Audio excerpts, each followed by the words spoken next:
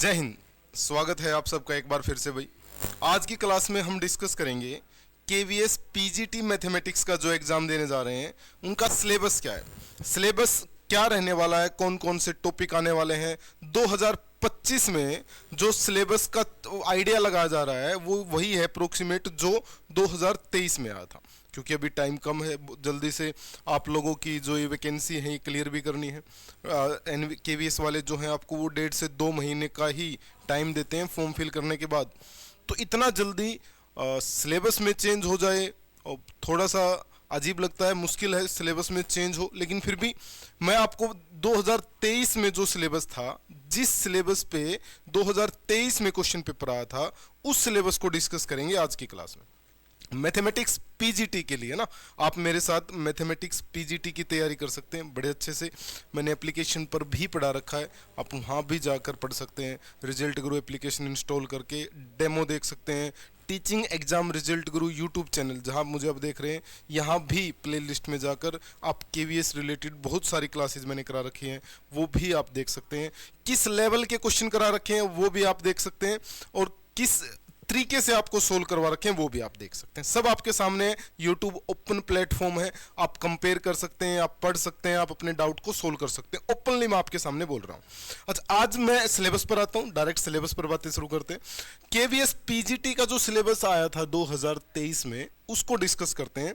किस चैप्टर से कितने क्वेश्चन आए हैं, कौन से क्वेश्चन 12th लेवल तक के आए थे और कितने क्वेश्चन ग्रेजुएशन लेवल पर जाकर आए। तो सबसे पहले अगर हम शुरुआत करें, सबसे पहले अगर हम सिलेबस को देखें तो सिलेबस वालों ने साफ साफ लिख रखा है कि सिलेबस जो आएगा वो 11th-12th क्लास का जो आपका एनसीईआरटी और सीबीएसई से डिफाइन है सिलेबस, उसी में से क्वेश्चन पूछे जाएंगे, उसी टाइप के क्वेश्चन आएंगे। हालांकि उसने ये भी लिखा है कि क्वेश्चन की जो डेप्थ है वो एमएससी तक जा सकती है, यानी जो क्वेश्चन की डेप्थ है, क्वेश्चन की जो गहराई है, क्वेश्चन का जो लेवल है वो हाई हो सकता है भाई, लेकिन टॉपिक जो होंगे वो आपके 11th एंड 12th क्लास वाले होंगे। जैसे सबसे पहला जो टॉपिक उसने दिया, उसने सेट्स को डिफाइन किया कि सेट से किस किस से क्वेश्चन पूछे जाएंगे। जो उसने डिफाइन कर रखा ना, इस डिफाइन सिलेबस से ही क्वेश्चन पूछे गए, लेकिन क्वेश्चनों की डेप्थ, क्वेश्चनों का लेवल थोड़ा सा हाई रखा गया। सबसे पहले मैं आपको बताऊं, सेट से आपके एग्जाम में 3 क्वेश्चन पूछे गए थे। 2023 का एनालिसिस है बस ये भाई, 2023 में, क्योंकि सारी चीजें चेंज थी, है ना, 150 से 180 पे क्वेश्चन चला गया था, नेगेटिव मार्किंग है नहीं, तो 3 क्वेश्चन सेट से पूछे गए। वेन डायग्राम से क्वेश्चन पूछा गया, और एक जो डायरेक्ट फॉर्मूला बेस्ड क्वेश्चन होते हैं आपके, यूनियन बी कैसे निकालते हैं, A union B, A union B union C कैसे निकालते हैं, उसको भी आप वेन डायग्राम से बड़ा इजीली सोल्व कर लेते हैं। ठीक है, इसमें सिलेबस जो डिफाइन है सेट्स में वो आपके सामने है, उसको आप पढ़ भी लेंगे। मैं आपको और चीजें बताऊं, इसमें नोट एंड और एंड इन चीजों से क्वेश्चन को घुमाया गया है पिछले पेपर में। उससे पहले तो चलो डायरेक्ट सिंपल क्वेश्चन थे, इसके बाद जो पेपर आया है उसमें ज्यादा क्वेश्चन जो है वो नोट एंड कॉम्प्लीमेंट, इस टाइप से क्वेश्चनों को घुमाया गया है। सिलेबस आपके सामने है, आप स्क्रीनशॉट भी ले सकते हैं, आप ये पीडीएफ भी आपको मिल जाएगी, उसको भी आप देख सकते हैं। सेट से आपके एग्जाम में कितने क्वेश्चन पूछे गए? 3 क्वेश्चन पूछे गए। ठीक है, फिर बात आती है, अगर हम आगे बढ़ें, रिलेशन एंड फंक्शन से। फंक्शन, मुझे लगता था फंक्शन से ज्यादा क्वेश्चन आने चाहिए, फंक्शन काफी इंपॉर्टेंट टॉपिक बनता है, क्वेश्चन भी बड़े प्यारे बनते हैं फंक्शन से, लेकिन फंक्शन से जो क्वेश्चन पूछा गया पेपर में वो बस एक क्वेश्चन पूछा गया, 1-1 मैनी 1 क्वेश्चन टाइप से, कि 1-1 को फंक्शन होगा या मैनी 1 फंक्शन होगा, इस टाइप से, है ना। बल्कि रिलेशन से 2 क्वेश्चन पूछे गए हैं। रिलेशन से एक ही तरह के क्वेश्चन पूछ रहा बार बार, आपको एक रिलेशन देकर पूछ लेगा, बताइए कौन सी रिलेशन है, इक्विवेलेंस रिलेशन है, रिफ्लेक्सिव है, सिमेट्रिक है, कौन सी रिलेशन है, टाइप्स ऑफ रिलेशन पूछ लेगा आपसे, कौन सी ये क्वेश्चन, ये स्टेटमेंट रिलेशन को बनाती है। ठीक है, ये टाइप के क्वेश्चन आपसे पूछे गए हैं, पिछले एग्जाम्स में पूछे गए। हालांकि सिलेबस आप देखें तो ये सारा डिफाइन है। मुझे लगता था, मुझे अभी भी लगता है कि फंक्शन जो है, पिछली बार फंक्शन से एक क्वेश्चन पूछा गया, इस बार नंबर ऑफ क्वेश्चन इंक्रीज हो सकते हैं। फंक्शन बड़े अच्छे क्वेश्चन सेट होते हैं। फंक्शन से अगर हम बात करें, फंक्शन की डोमेन आपसे पूछ लेगा, कोडोमेन, रेंज आपसे पूछ लेगा, टाइप ऑफ फंक्शन पूछेगा आपसे। डिफाइंड फंक्शन में क्वेश्चन बहुत सारे बनते हैं, सिग्नम फंक्शन, मॉडुलस फंक्शन, आपका ग्रेटेस्ट इंटीजर फंक्शन, इस टाइप के क्वेश्चन फंक्शन से ना काफी क्वेश्चन बनते हैं। और वो क्वेश्चन हालांकि उसने डायरेक्ट फंक्शन में से ना देकर उसने लिमिट में पूछ लिया जाकर, उसने कॉन्टिन्यूटी एंड डिफरेंशियबिलिटी में पूछ लिया जाकर, यूज इन्हीं का है लेकिन दूसरे चैप्टर के साथ लिंक अप करके क्वेश्चन पूछे गए हैं। ठीक है, तो आप इसको भी ध्यान रखेंगे। फिर अगर हम बात करें कॉम्प्लेक्स नंबर की, देखो 11th क्लास में चैप्टर दे रखा है complex number and quadratic equation, दोनों को मर्ज करके दे दिया। एनसीईआरटी की अगर आप बात करें तो 2 एक्सरसाइज बची हैं, हालांकि उनसे क्वेश्चन नहीं आया पेपर में क्योंकि उसमें है ही नहीं कुछ, डायरेक्ट 10th वाला दे रखा है क्वाड्रेटिक और एक आयोटा को इंट्रोड्यूस कर दिया, कॉम्प्लेक्स बना दिया, ऐसा नहीं है। यहां से बड़े अच्छे क्वेश्चन सेट होते हैं। मैं हर बार आपको बताता हूं, अगर अलजेब्रा की बात करें तो कॉम्प्लेक्स नंबर सबसे मुश्किल चैप्टर बनता है, क्वेश्चन भी ज्यादा बनते हैं यहां से, तो इसको डीप पढ़ना है। ये जो डिफाइन है ना, ये कुछ भी नहीं है, ना के बराबर है। इसने तो बहुत सारी चीजें पूछी हैं। कॉम्प्लेक्स के अंदर सर्कल की इक्वेशन पूछ रखी है, कॉम्प्लेक्स के अंदर लाइन की इक्वेशन पूछ रखी है कैसे बनती है, complex cube root of unity से क्वेश्चन पूछ रखे हैं। ठीक है, तो आप ध्यान रखेंगे पेपर में अगर कॉम्प्लेक्स नंबर की बात की जाए तो 5 क्वेश्चन उसने पूछे हैं, 5 क्वेश्चन, और ये इस लेवल का है, इससे इसका लेवल कम नहीं होगा, ज्यादा हो सकता है, 5 के 4 नहीं होंगे, 6 हो सकते हैं पेपर में क्वेश्चन। तो कॉम्प्लेक्स को बड़ा ध्यान से पढ़ना है। फिर बात आई क्वाड्रेटिक इक्वेशन। क्वाड्रेटिक इक्वेशन को ना देकर उसको पोलिनोमियल देना चाहिए भाई, पोलिनोमियल, क्योंकि उसने क्यूबिक इक्वेशन से क्वेश्चन पूछ रखे हैं, उसने बाय क्वाड्रेटिक इक्वेशन से क्वेश्चन पूछ रखे हैं, तो इसको क्वाड्रेटिक ना कहकर पोलिनोमियल इक्वेशन बोला जाए तो बड़ा अच्छा होगा। ठीक है, यहां से भी कितने क्वेश्चन पूछे गए हैं, यहां से भी 3 क्वेश्चन पूछे गए हैं। क्या किया इसने, 2-3 टाइप की इक्वेशन दी, उससे पूछ लिया नंबर ऑफ सॉल्यूशन क्या होंगे। ठीक है, तो ये इस टाइप के क्वेश्चन यहां से पूछे गए हैं। हालांकि डिफाइन क्वाड्रेटिक इक्वेशन के बारे में बहुत कम है, लेकिन क्वेश्चन बड़े प्यारे क्वेश्चन और बड़े अच्छे क्वेश्चन क्वाड्रेटिक इक्वेशन से पूछे गए हैं। लास्ट में कितने क्वेश्चन पूछे गए हैं, 3 क्वेश्चन आपके क्वाड्रेटिक इक्वेशन से पूछे गए हैं।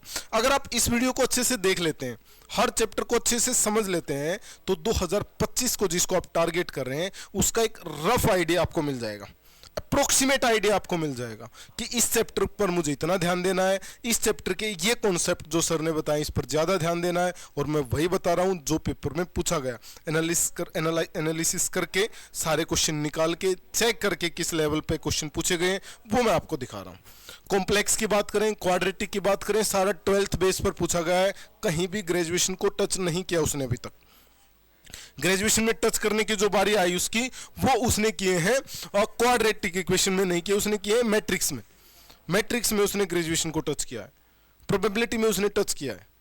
ठीक है, फिर बारी आई लीनियर इनइक्वालिटी की। लीनियर इनइक्वालिटी की बेसिक क्वेश्चन पूछे गए हैं, बिल्कुल बेसिक, बिल्कुल आसान क्वेश्चन पूछे गए हैं। हालांकि वो मॉडुलस इनइक्वालिटी तक भी नहीं गया है, डायरेक्ट 1 लाइन इनइक्वालिटी से क्वेश्चन पूछे गए हैं। और कितने क्वेश्चन, 2 क्वेश्चन आपके, 2 क्वेश्चन पूछे गए। हालांकि इसने दे भी रखा है लीनियर इनइक्वालिटी, जिससे उसने दोनों क्वेश्चन पूछे हैं।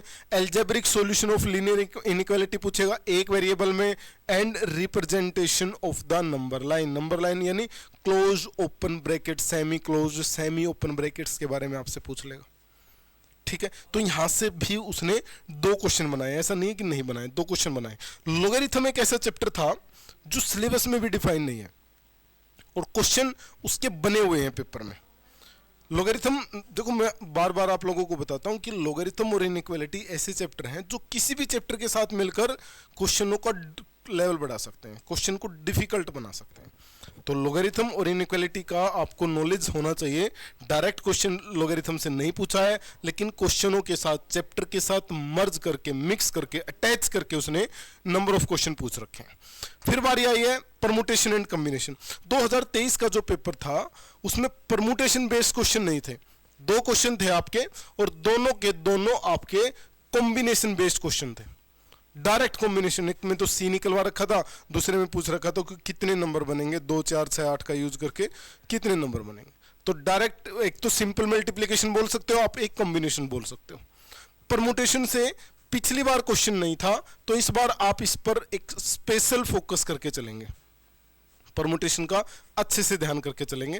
फंडामेंटल प्रिंसिपल ऑफ काउंटिंग इसमें आता है, जिसको हम मल्टीप्लिकेशन या हम जिसको एडिशन बोल देते हैं, ठीक है। फैक्टोरियल बड़े काम की चीज़ है, हालांकि इस चैप्टर में उसको यूज़ नहीं किया उसने, उसको जाकर बाइनोमियल में यूज़ किया है। फिर बात करते हैं परमुटेशन एंड कॉम्बिनेशन के जो फॉर्मूले हैं, जो रिलेशन है, वो आपको ध्यान से करनी है। Derivations of formula for NPR and NCR and their connections, simple applications, जो उन पर सिंपल एप्लीकेशन बनती हैं उनसे क्वेश्चन है। देखो, सिलेबस को पढ़कर क्वेश्चनों का आइडिया नहीं लगाया जा सकता है, सिलेबस से बस इतना पढ़ा जा सकता है। मैं इसलिए सिलेबस दिखा रहा हूं आपको कि सिलेबस से बस ये पढ़ा जा सकता है कि ये चैप्टर भी पूछा गया है। अब इस चैप्टर से रिलेटेड आप सोच के देखो, पीजीटी लेवल पर जितने क्वेश्चन पूछे गए हैं वो सारे लगाने पड़ेंगे आपको, उतने लेवल पर जाना पड़ेगा आपको। और अगर आप एप्लीकेशन पर अगर आप नहीं भी आ रहे हैं, नो प्रॉब्लम, आप यूट्यूब पर जाकर प्लेलिस्ट में जाकर जो मैंने केवीएस पीजीटी के लिए क्लास करा रखी है वो देख लें, आपको आइडिया लग जाएगा कि किस तरह के क्वेश्चन बनते हैं चैप्टर वाइज और किस तरह के क्वेश्चन पेपर वाला पूछ सकता है और कैसे हम विद इन 1 मिनट उन क्वेश्चनों को सोल्व करते हैं, ठीक है। अगले चैप्टर पर आते हैं, नेक्स्ट चैप्टर। पूरा सिलेबस जितना भी है मैं बड़ा आसान तरीके से, बड़ा आराम से आपको क्वेश्चन वाइज बताता रहूंगा, आप ध्यान से समझते रहें। फिर बात है binomial theorem. Binomial theorem most important chapter है भाई, यहां से आपके 5 क्वेश्चन पूछे गए हैं। बाइनोमियल थ्योरम से 5 क्वेश्चन पूछे गए हैं।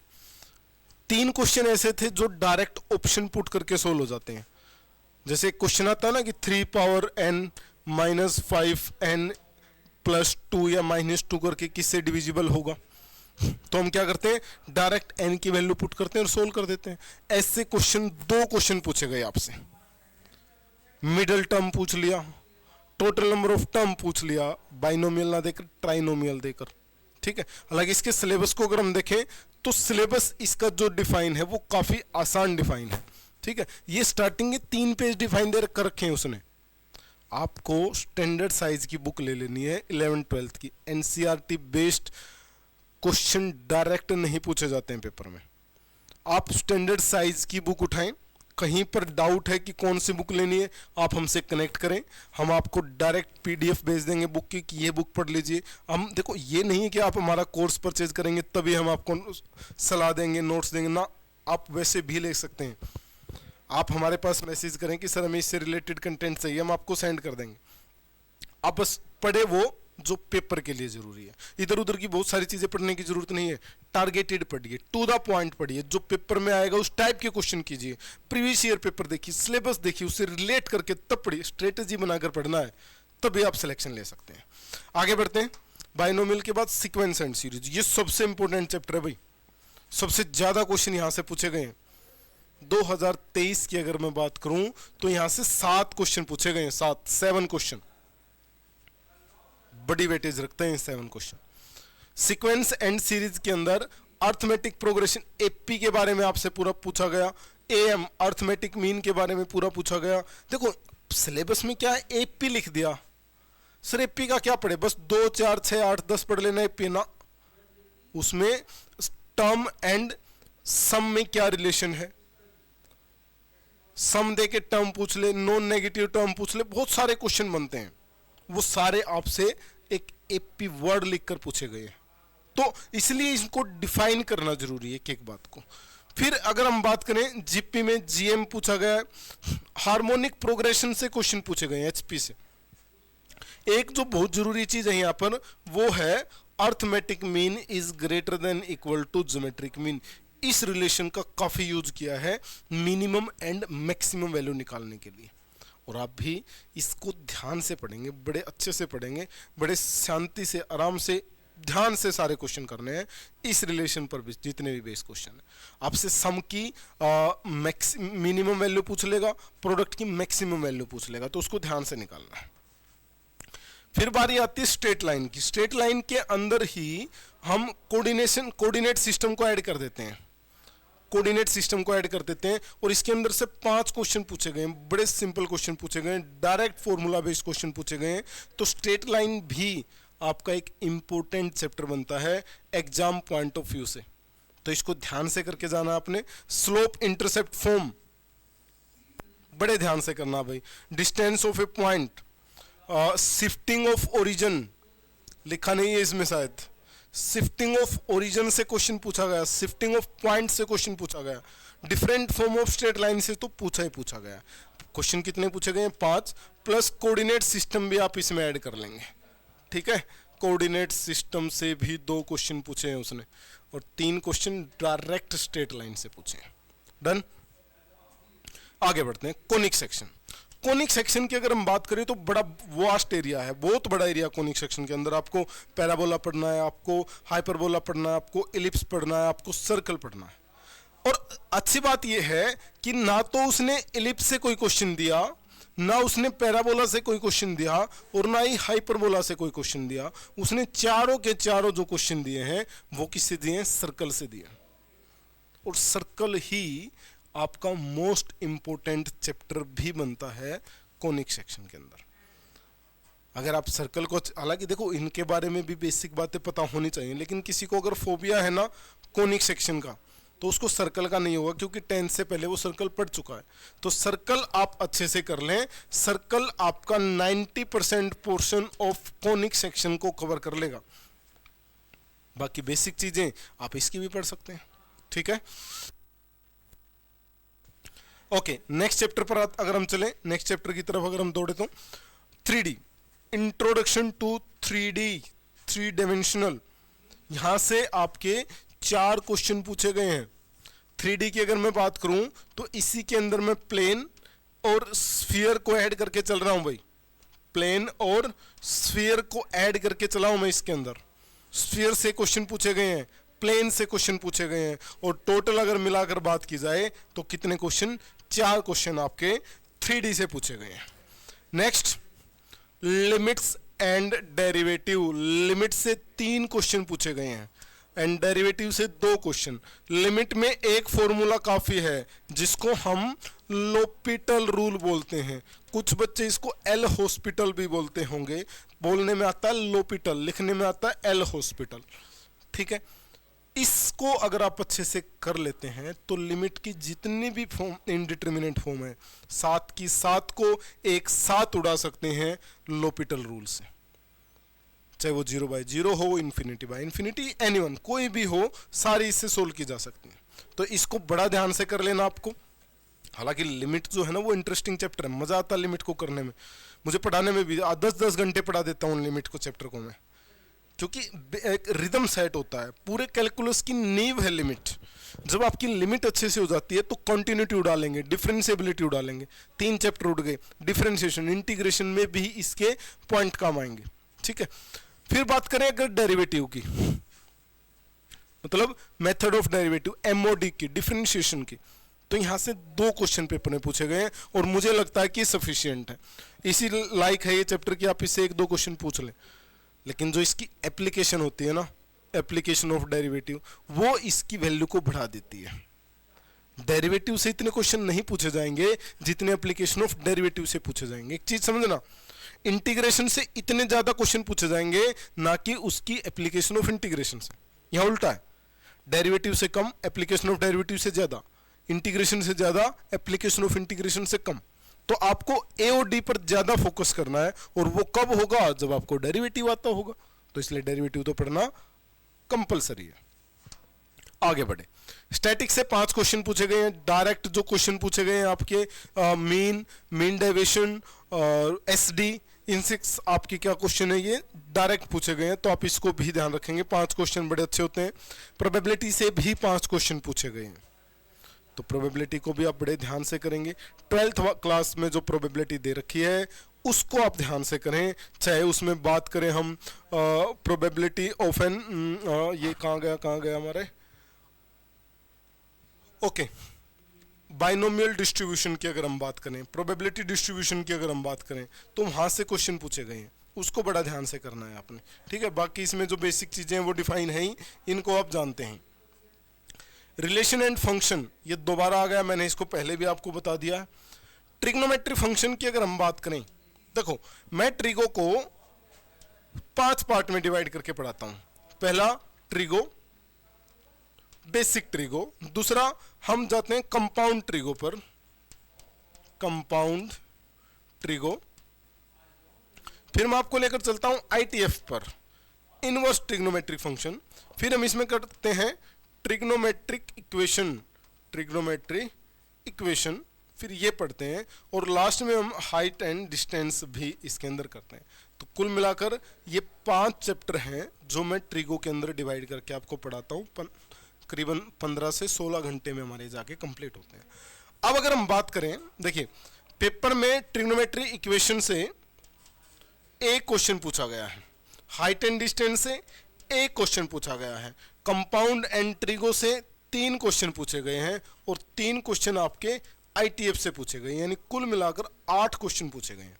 यहाँ क्योंकि इसने आईटीएफ नहीं दे रखा है, वो अलग दे रखा है, तो मैंने उसको अलग लिख रखा है, ठीक है।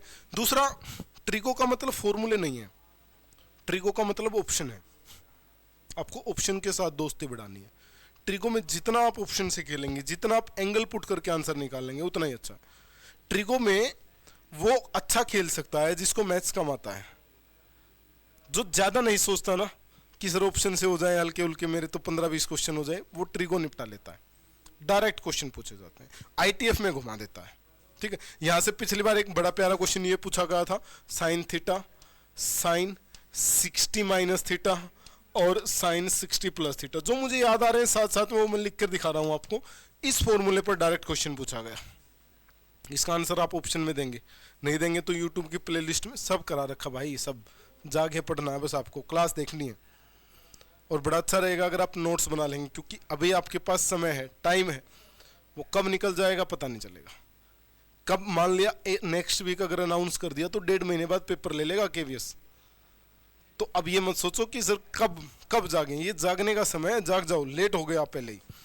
चलिए आगे अगले चैप्टर पर आते हैं, इनवर्स ट्रिग्नोमेट्रिक फंक्शन। जैसा मैंने अब आपको बताया, आईटीएफ से 3 क्वेश्चन पूछे गए थे, 3 क्वेश्चन, और आईटीएफ बड़ा प्यारा क्वेश्चन बनते हैं। आईटीएफ से डोमेन के क्वेश्चन बड़े अच्छे बनते हैं। आईटीएफ से ट्रिगो को कन्वर्ट करना, ट्रिगो से आईटीएफ में कन्वर्ट करना, बड़े प्यारे क्वेश्चन बनते हैं, तो इसको ध्यान से करना, ठीक है।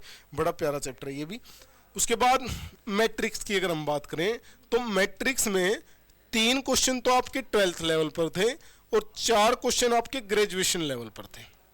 ग्रेजुएशन पर आपकी कैरेक्टरिस्टिक इक्वेशन पूछ लेगा, मैट्रिक्स की रैंक पूछ लेगा, रूट्स पूछ लेगा, ठीक है, ये वाले क्वेश्चन, और कंसिस्टेंट इनकंसिस्टेंट इक्वेशंस वैल्यू पूछ लेगा आपसे एक्स वाई जेड की।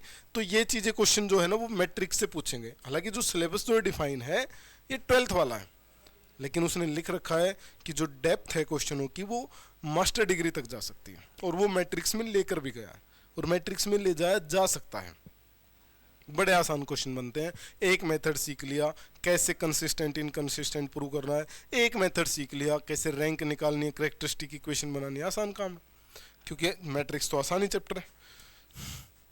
डिटरमिनेंट से 2 क्वेश्चन पूछे गए हैं, डायरेक्ट 12th वाले एनसीईआरटी से क्वेश्चन पूछे गए, इसमें कोई भी बड़ी बात नहीं है, कोई नया चेंज नहीं है। फिर अगर हम बात करें कॉन्टिन्यूटी एंड डिफरेंशिएबिलिटी से 1 क्वेश्चन पूछा गया, हालांकि इससे ज्यादा पूछे जा सकते हैं, या तो वो लिमिट में क्वेश्चन नंबर ऑफ क्वेश्चंस बढ़ा देगा, या continuity and differentiability. Continuity and differentiability same ही तो है। लिमिट और कॉन्टिन्यूटी में क्या डिफरेंस है कि लिमिट में सर अप्रोक्सीमेट वैल्यू निकालते हैं, कॉन्टिन्यूटी में वो ग्राफ कंटिन्यू होना चाहिए, डिफरेंशिएबिलिटी में ग्राफ की चोंच नहीं बननी चाहिए, बस यही है। और यही चीजें उसने घुमाई हैं। तो 3 चैप्टर ये अलग नहीं है, कौन से एलसीडी, मैं इनको एलसीडी बोलता हूं, तीनों सेम ही है, लिमिट कॉन्टिन्यूटी डिफरेंशिएबिलिटी। जिस चैप्टर जो चैप्टर डिफरेंशिएबल होगा जो क्वेश्चन, वो कॉन्टिन्यूअस भी पक्का होगा, उसमें लिमिट भी एग्जिस्ट होती होगी। जो डिफरेंशिएबल नहीं है, हो सकता है वो कॉन्टिन्यूअस हो तो उसकी लिमिट भी एग्जिस्ट करेगी। जो डिफरेंशिएबल भी नहीं है, जो कॉन्टिन्यूअस भी नहीं है, तो उसकी लिमिट एग्जिस्ट हो सकता है एग्जिस्ट कर जाए। तो ये एलसीडी आपको याद रखनी है। इसमें से आपके अप्रोक्सीमेट अगर हिसाब लगाएं हम तो 4 से 5 क्वेश्चन बनने के चांस है, ठीक है। ओके, नेक्स्ट है एप्लीकेशन ऑफ डेरिवेटिव। मैंने पहले ही बताया भाई, डिफरेंशिएशन से ज्यादा जरूरी उसकी एप्लीकेशन है। इस एप्लीकेशन में मीन वैल्यू थ्योरम से क्वेश्चन पूछे गए हैं, लैग्रांज मीन वैल्यू थ्योरम से क्वेश्चन पूछे गए हैं, रूट थ्योरी से क्वेश्चन पूछे गए हैं, स्लोप से क्वेश्चन पूछे गए हैं, टेंजेंट ऑफ स्लोप से क्वेश्चन पूछे गए हैं, स्लोप ऑफ नॉर्मल से क्वेश्चन पूछे गए हैं, मैक्सिमम मिनिमा से क्वेश्चन पूछे गए हैं, इंक्रीजिंग डिक्रीजिंग फंक्शन से क्वेश्चन पूछे गए। क्योंकि एओडी को जब मैं पढ़ाऊंगा ना आपको, तो इसको 4 चैप्टर में डिवाइड करके पढ़ाता हूं। इसको भी पहला टेंजेंट में डिवाइड करता हूं, दूसरा मोनोटोनिसिटी,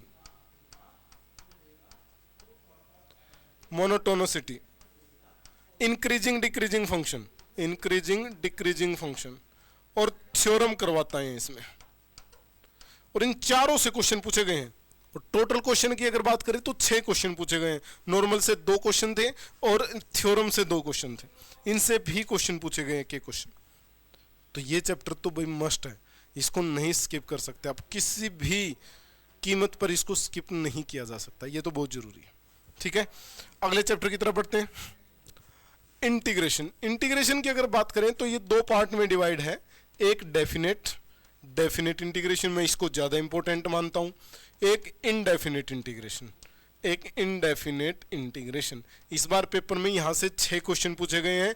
इनडेफिनेट से उसने 4 क्वेश्चन पूछे हैं और डेफिनेट से 2 क्वेश्चन पूछे हैं। मुझे गलत साबित किया इसने इस चैप्टर में। मेरा मानना है डेफिनेट इंटीग्रेशन से ज्यादा क्वेश्चन आने चाहिए कंपटीशन में।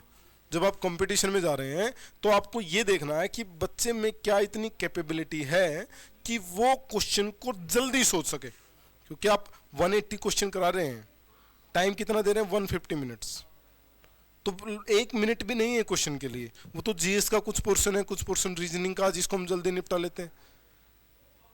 अब यहां पर अगर आप डेफिनेट इंटीग्रेशन के वो बड़े बड़े ये वाले इस फॉर्मूला बेस्ड क्वेश्चन पूछेंगे तो उसको कैसे सोल्व कर देंगे थोड़ी थोड़ी देर में, टाइम तो लेंगे वो क्वेश्चन। तो इसलिए मैं मानता हूं कि डेफिनेट इंटीग्रेशन से ज्यादा क्वेश्चन देने चाहिए, क्योंकि प्रॉपर्टी बेस्ड क्वेश्चन है। डायरेक्ट न्यूटन लेबनिज थ्योरम से आप क्वेश्चन पूछ सकते हैं, ओड इवन प्रॉपर्टी से पूछ सकते हैं, किंग प्रॉपर्टी, क्वीन प्रॉपर्टी, बहुत सारी प्रॉपर्टी है। तो डेफिनेट इंटीग्रेशन को ध्यान से करना है। हालांकि पेपर वाले ने इनडेफिनेट को ज्यादा इंपॉर्टेंट माना है। यहां मेरी रूस की कट्टी हो गई थी, उसने बोला इनडेफिनेट, मैंने बोला डेफिनेट, चलिए उसकी, क्योंकि वो पावर में है, चला ले भाई। ठीक है, आगे बढ़ते हैं। लेकिन हमने दोनों को पढ़ा है, हमने डेफिनेट को भी डीप किया है, हमने इनडेफिनेट को भी डीप किया है। फिर बात आई एप्लीकेशन ऑफ इंटीग्रेशन। इसमें एरिया अंडर कर्व भी आपने इस चैप्टर को पढ़ा है ना। 2 कर्व दे देगा, उनके बीच में कौन सा एरिया आया, कितना बना, वो निकालना। बड़े अच्छे तरीके से इस चैप्टर को हमने कर रखा है। और इसने कितने क्वेश्चन, 1 क्वेश्चन इससे पूछा है। इतनी इसकी गुंजाइश है भी भाई, मतलब इसमें और भी पावर है। ये 2 क्वेश्चन तक आपको दे सकता है पेपर में, इससे ज्यादा इससे बाहर हो जाएगा, इसकी लिमिट से बाहर हो जाएगा। तो 1 से 2 क्वेश्चन तो आपको दे सकता है। ठीक है, फिर आगे बढ़े। डिफरेंशियल इक्वेशन, ये चैप्टर तो अपने आप में इसने तो अपना रुतबा स्थापित किया है ये चैप्टर ने। डिफरेंशियल इक्वेशन से 4 क्वेश्चन जो पूछे गए, उसमें से 2 क्वेश्चन आपके 12th बेस से थे, 2 ग्रेजुएशन बेस से थे। अगर मैं DSSS PGT की बात करूं तो एक डिफरेंशियल इक्वेशन चैप्टर ने पूरा पेपर हिला रखा था। इतना खतरनाक चैप्टर है ये। जब इसमें से क्वेश्चन बनते हैं ना, तो इतने बनते हैं कि पढ़ने वाला सोल्व करने वाला थक जाता है। तो इस चैप्टर को तो आप बड़े ध्यान से करें। जितने भी रूल दे रखे हैं, होमोजेनियस इक्वेशन दे रखी है, VS रूल है, जितने भी रूल हैं वो सारे के सारे, बर्नौलियस रूल है, HPSC ने पूछ लिया इस बार। तो इन रूल्स को आपने बड़े अच्छे से करना है। कम से कम 2-2 क्वेश्चन एक रूल पर लगा लीजिए, सफिशिएंट है। आप एक बार सभी रूल से निकल जाएंगे, पता चल जाएगा कहाँ पर कौन सा टर्निंग पॉइंट है, खत्म कहानी। लेकिन ये चीज़ें ना आपको तब समझ में आएंगी जब वीडियो के लास्ट तक आप मुझे देखते आए, सुनते आए, क्योंकि बड़ी प्यारी प्यारी बातें मैंने आपको बताई हैं इसमें, जो आपके एग्जाम पॉइंट ऑफ व्यू से जरूरी है। फिर बात करते हैं वेक्टर की। वेक्टर चैप्टर प्यारा है, आसान है, सारे क्वेश्चन 12th बेस से पूछे गए हैं, टू द पॉइंट क्वेश्चन पूछे गए हैं, इधर से उधर बातों को नहीं घुमाया है, डायरेक्ट क्रॉस प्रोडक्ट करवा लिया, प्रोजेक्शन पूछ ली और एरिया पूछ लिया, सीधे सीधे सिंपल क्वेश्चन पूछे गए हैं वेक्टर से। और नंबर ऑफ क्वेश्चन जो पूछे गए हैं, अगर दूसरे नंबर का कोई इंपॉर्टेंट चैप्टर बना तो वो बना है vector after sequence and series. तो इसको भी आपने ध्यान से पढ़ना है। सारे चैप्टर देखो, क्योंकि मैं आप कहेंगे सर जो लिखा उसको डिफाइन नहीं कर रही, ये जानते हैं भाई साहब, आप ये जानते हैं बहन जी आप, क्योंकि ये सारी चीजें आपने उसमें पढ़ी हैं। अब मैं आपको ये बता रहा हूँ इसमें जरूरी क्या है, इंपॉर्टेंट क्या है, कितने क्वेश्चन आते हैं, इसलिए आप मुझसे जुड़े हैं क्लास में। सिलेबस तो साइड पे पढ़ा है, 3D से कितने क्वेश्चन हैं? 4 क्वेश्चन। इसको हमने 3D की अगर हम बात करें तो मैं पहले ही बता चुका हूं आपको।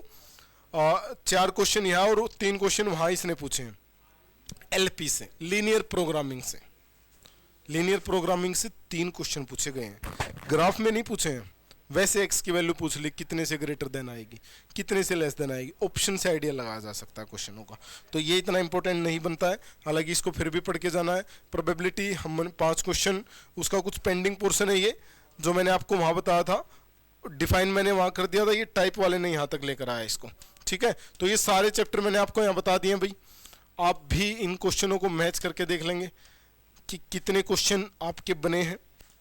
सारे क्वेश्चन आपको बड़े अच्छे से पढ़ने हैं। मुझे उम्मीद है कि आपको ये सारी बातें समझ आई होंगी और आप जाग जाएं, पढ़ना शुरू कर दें। यूट्यूब प्लेलिस्ट में जाएं और आप वीडियो देखें जो KVS के लिए कराई गई हैं, जो UP PGT के लिए कराई गई हैं। बड़े काम की चीज़ है। इसके अलावा अगर आपको कोई और इंक्वायरी हमसे चाहिए तो आप इस नंबर पर कॉल कर सकते हैं 740 444 0868। इस नंबर पे कॉल करके आप अपनी इंक्वायरी ले सकते हैं। आप मुझसे बात भी कर सकते हैं अगर आपके मन में कोई डाउट है तो। ठीक है, तो आज की क्लास में हम इतना ही करते हैं। आपको कोई और इन्फॉर्मेशन मुझसे चाहिए KVS रिलेटेड, NVS रिलेटेड, अब EMRS में वैकेंसी आने वाली है, बजट अनाउंस हो चुका है, तो ये जो ईयर है ये टीचिंग ईयर के बोल सकते हैं आप 2025 को। बहुत सारी वैकेंसी इसमें आने वाली हैं। बस आपका काम क्या है, और सिलेबस जो है ना अप्रोक्सीमेट सब में सेम है, 70-80% तो कॉमन है। तो तैयारी शुरू कर दो, कोई ना कोई वैकेंसी आपको जरूर मिल जाएगी इस 2025 में, अगर आप ईमानदारी से काम कर रहे हैं तो। ठीक है, तो आज इतना ही करते हैं, अगली वीडियो मिलते हैं, तब तक के लिए धन्यवाद। जय हिंद।